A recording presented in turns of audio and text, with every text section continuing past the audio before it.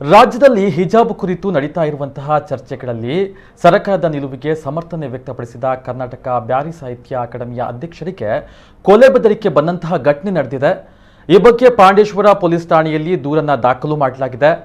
ಕಳೆದ ಕೆಲವು ದಿನಗಳಿಂದ ನಡೀತಾ ಇರುವಂತಹ ಹಿಜಾಬ್ ವಿವಾದಕ್ಕೆ ಸಂಬಂಧಪಟ್ಟಂತೆ ಮಾಧ್ಯಮ ಚರ್ಚೆಗಳಲ್ಲಿ ಭಾಗವಹಿಸ್ತಾ ಇರುವ ಹಾಗೂ ಮಾಧ್ಯಮಗಳಿಗೆ ಸರ್ಕಾರದ ಪರ ನಿಲುವು ವ್ಯಕ್ತಪಡಿಸಿದ್ದಕ್ಕೆ 9477636639 ನಂಬರ್ನ ಮೂಲಕ ಕೊಲೆ ಬೆದರಿಕೆ ಕರೆ ಬಂದಿದೆ.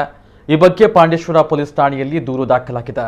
ಈ ಬಗ್ಗೆ ಮಾಧ್ಯಮಗಳಿಗೆ ಮಾಹಿತಿ ನೀಡಿ ದೂರನ್ನ ದಾಖಲು ಮಾಡಿದ್ದೇವೆ, ತನಿಖೆ ನಡೀತಾ ಇದೆ.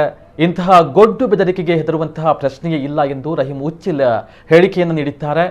ಈ ಹಿಂದೆ ಕೂಡ ಮಾರಣಾಂತಿಕ ಹಲ್ಲೆ ನಡೆದಿತ್ತು. ಈ ಹಿನ್ನೆಲೆಯಲ್ಲಿ ರಾಜ್ಯ ಸರ್ಕಾರ ಅವರಿಗೆ ಗನ್ ಮ್ಯಾನ್ ಮೂಲಕ ಭದ್ರತೆಯನ್ನ ನೀಡಿತ್ತು.